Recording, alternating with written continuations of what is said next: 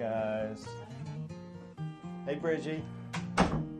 How have you been since you went home, Bridget? Good. Yeah, you look pretty today.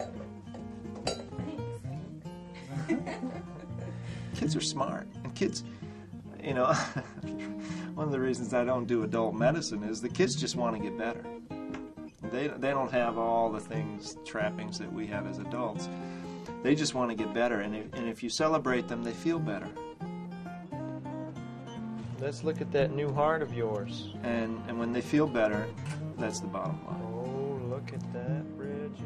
Sometimes I feel like I'm taking care of the nickels and dimes, and oftentimes a wish is a quarter or $1 in terms of their overall health. Well, I think you're going to do very well.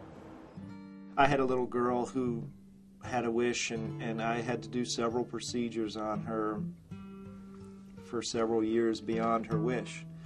And every time she came into the room, she carried the picture of her in the ocean. And she'd say to me, I want to wake up and see my picture. And she eventually passed on. And she woke up and saw that picture. It was a source of strength. She remembered that time as when she was the strongest she could do anything. And so she held on to that tightly, and it was a source of comfort.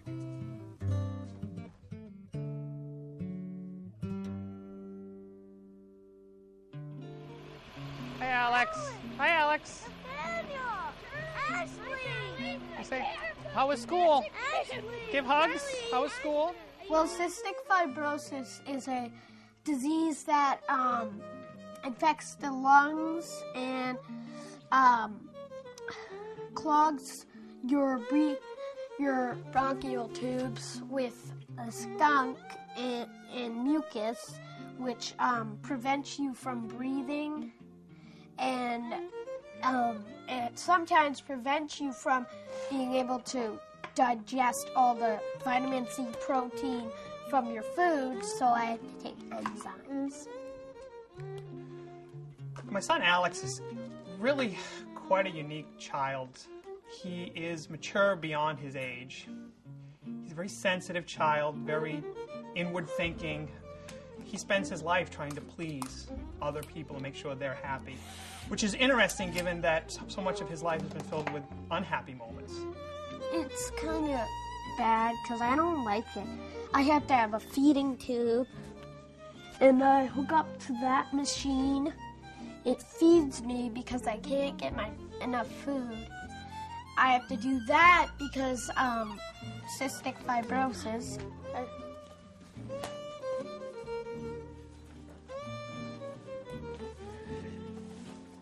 Eat it when it does that. Alex loves to draw. He's really very, very good at it. So he wanted to go to Pixar because, of course, they are the artists and they do wonderful things. And he had the opportunity to meet some of the illustrators that did the Cars movie. And they actually took one of his drawings and put it into a short film. It was wonderful. And Alex, being Alex and being a youngster, told the gentleman, the illustrator, that he would be glad that he had that because someday Alex was going to be famous. And the illustrator said, I'm going to put this on my wall, and I believe you may even work here someday. And it was wonderful. Sometimes when the day is tough or the week is tough, I know Alex and I will talk about it. And we'll say, you remember when?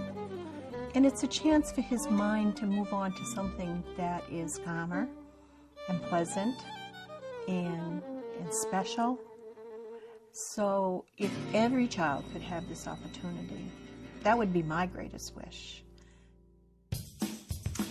There's so many things that go into the planning of a wish, and there's so many things that are responsible for the success of the wishes that we grant. And I think that one of the biggest things that's responsible for that success is the power of the brand of Make-A-Wish. People trust in Make-A-Wish, and they trust in our brand and know that we are operating to fulfill the greatest wish of this child who's living with a life-threatening illness. And that's not just here locally, but we are able to tap into a network of resources across the country and then also internationally as well.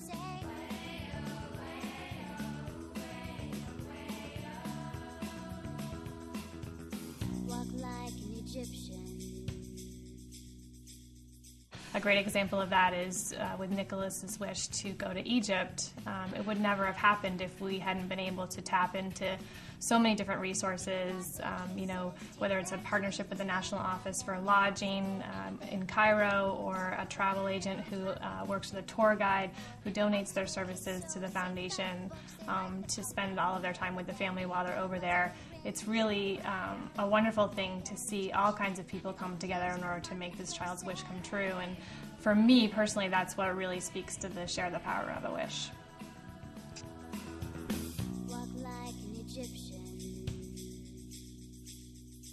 Walk like an Egyptian.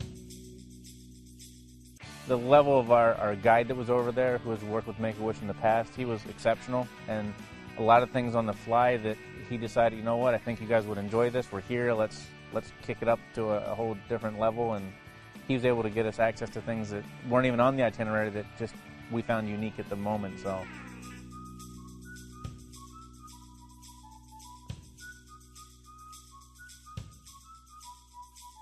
When we got on the plane to leave the Valley of the Kings area, there was an article written by the director of the Antiquities, and the first line in the article said, "It is every archaeologist's dream to dig in the Valley of the Kings." And we talked about that because we said, you just did this, and this is something that only a handful of people ever get to do. Walk like an Egyptian. Walk like an Egyptian.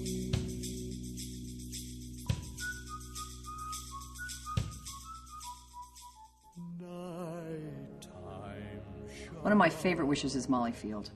Molly is she's an amazing, outstanding young lady who, when I met her, was very, very sick. And I really connected with she and her family. And we've maintained a friendship all these years. And seen the growth in that young lady and what she's battled to be where she is today is something that I just never forget. I recently had an opportunity to be reminded what it means to be good soil, to be reminded of the importance of being open, curious, and humble. I remember the first time that I sent her to go visit a parishioner whose wife had just been diagnosed with breast cancer. Because Molly had gone through such an experience, she was able to be empathetic presence. She's someone who's been through the mill, and so she's got that pastoral care gene in her blood. Hello, how are you? To be a little cliche, the gift that keeps on giving, it is that. It is not a solitary gift that is in any way limited to those few days I spent in New York City. The reality of that, the joy of that, didn't end when I got off the plane and came home. It became fodder, not only for a way of looking at the world, but also it became, you know, the impetus behind a desire to spend my life making a difference. 18 years later, I still marvel at every time Make-A-Wish is mentioned, how it touches my heart, it makes me feel, it makes me flutter. It makes me really proud that there's such a commitment to the cause and the children of the state of Maine. Well, obviously what keeps me going is the kids. We're granting a wish every 5 days somewhere in Maine, and every single one of those stories is a different kind of inspiration for all of us. So, but the one that sticks with me the most is a little boy named Dana from Ellsworth.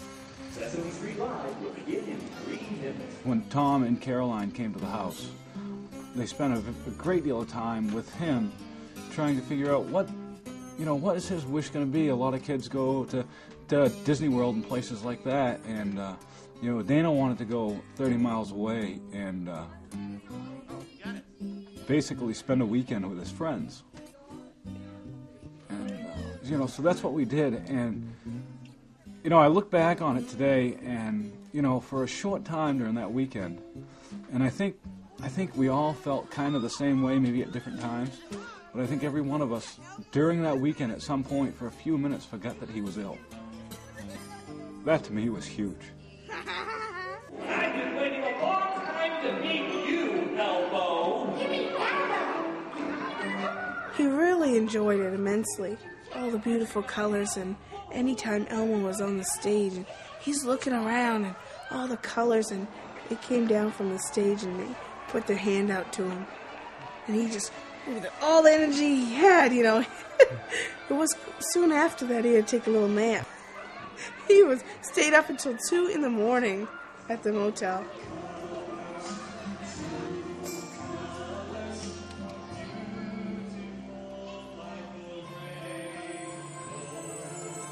I remember that snowy drive to Ellsworth to pay my respects and condolences to the family at the visiting hours, and expecting to find a family that was in their greatest hour of grief and needing my support. And so what I found instead was one after another, family members, aunts and uncles and grandparents coming up to me glowing about that weekend in Bangor. That was the most significant thing that ever happened in Dana's life. He's been gone over 8 years now. We could still look back on that weekend and know that we were cared about by people that had never come in contact with us. And we have people that say, you know, that day they picked you up for the Make-A-Wish trip, I drove by that day. I saw the school bus. That blessed me. You know, this is 8 years late. You still run into people that say, you know, it's really a miracle.